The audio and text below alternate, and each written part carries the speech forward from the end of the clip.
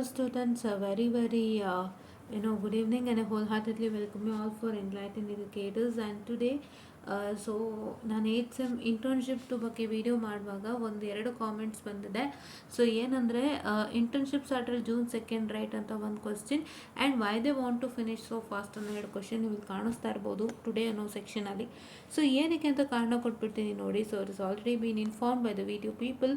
So ಮೊದಲನೇದಾಗಿ video ಏನು ಹೇಳ್ತಿದೆ ಅಂದರೆ updated academic calendar for 8th semester BE Tech program.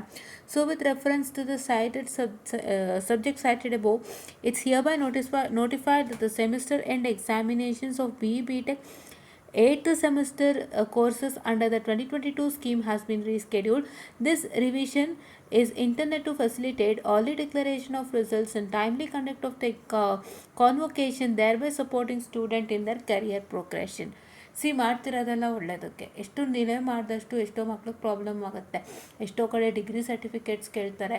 So ಬೇಗ ಇವರು ಕಾನ್ವೊಕೇಶನ್ ಮಾಡಿ ಡಿಗ್ರಿ ಸರ್ಟಿಫಿಕೇಟ್ಸ್ ಕೊಟ್ಟು ನಿಮಗೆ ಆಕ್ಯುಪೈ ಮಾಡಿದಾಗ ನಿಮ್ಮ ಕೆರಿಯರು ಪ್ರೋಗ್ರೆಸ್ ಆಗುತ್ತಲ್ವಾ, ಕಂಪ್ನಿಗಳಿಗೆ ಬೇಕಾಗುತ್ತಲ್ವಾ. ಈಗ ಸದ್ಯಕ್ಕೆ ನೀವು PDC ಕೊಟ್ಟು ಮ್ಯಾನೇಜ್ ಮಾಡ್ಬೋದು, but after some point of time ಎಷ್ಟು ಅಂತ ಕಂಪ್ನಿನೂ ತಡೆಯುತ್ತೆ. ನೀವು ಬೇಗ ಕೊಡಲೇಬೇಕು ಅಲ್ಲ degree certificates. It's right that's why ಅದಕ್ಕೋಸ್ಕರ ಮಾಡ್ತಿದ್ದಾರೆ. ದಯವಿಟ್ಟು ಎಲ್ಲರೂ ಅರ್ಥ ಮಾಡ್ಕೊಳ್ಳಿ. June 2 ತನಕ ಅಂತ ಅವ್ರು ಹೇಳಿದ್ದಾರೆ, ಬಟ್ ಬೇಗ ರಿವೈಸ್ ಮಾಡಿದ್ದಾರೆ. ಸೊ ದಯವಿಟ್ಟು ಅರ್ಥ ಮಾಡ್ಕೊಳ್ಳಿ. ಯಾರ್ಯಾರೆಲ್ಲ ಇನ್ನು ಇಂಟರ್ನ್ಶಿಪ್ ಎಕ್ಸಾಮ್ಸು ಅನೌನ್ಸ್ ಮಾಡಿಬಿಟ್ರು ಅಂತ ಟೆನ್ಷನ್ ಆಗಿರೋರು ಬೇಗ ನಿಮ್ಮ ಕಂಪನೀಸಿಂದ ಸರ್ಟಿಫಿಕೇಟ್ಸ್ನ ತೊಗೊಂಬಿಡಿ.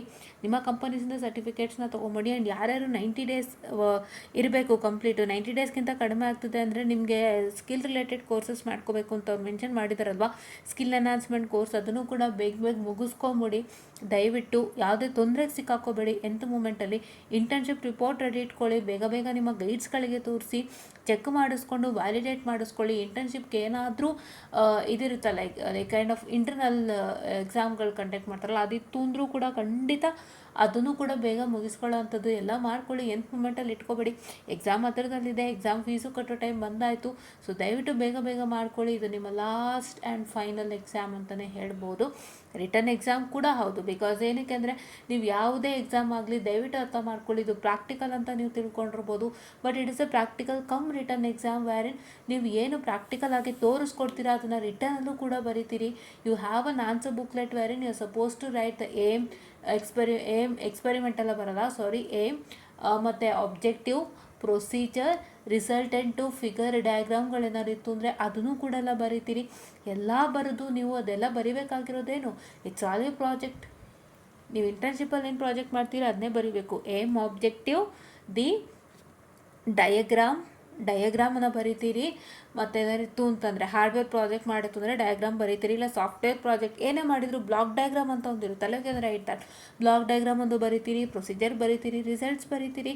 ಎಲ್ಲ ಬರೆದು ಒಂದು PPT ರೆಡಿ ಮಾಡಿರ್ತೀರಿ. And you explain the PPT in the front of your guide and external ಮತ್ತು ಇಂಟರ್ನಲ್ ಮುಂದೆ ಎಕ್ಸ್ಪ್ಲೈನ್ ಮಾಡ್ತೀರಿ. ಆಯಿತಾ. So this is what is all a process for ಇಂಟರ್ನ್ಶಿಪ್. ಆಯಿತಾ.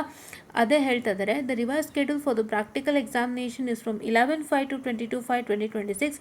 The PEC and OSC examination shall be conducted as per the schedule announced by the centre for online courses.